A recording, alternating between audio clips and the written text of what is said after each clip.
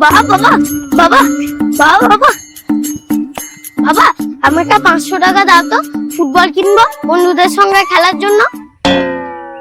500 টাকা নেই আমার কাছে। আরে তুমি সামান্য 500 টাকা দিতে পারছো না? রোজগার করতে শেখ, তাহলে বুঝতে পারবি 500 টাকার মর্মটা কি।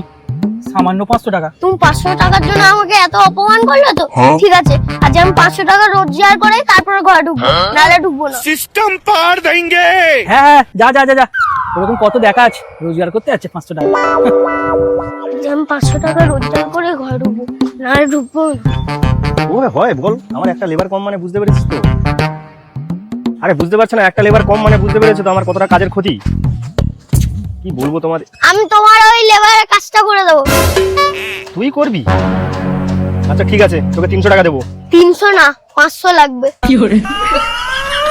ঠিক আছে, কাজ কর, 500 টাকা দেবো, যা।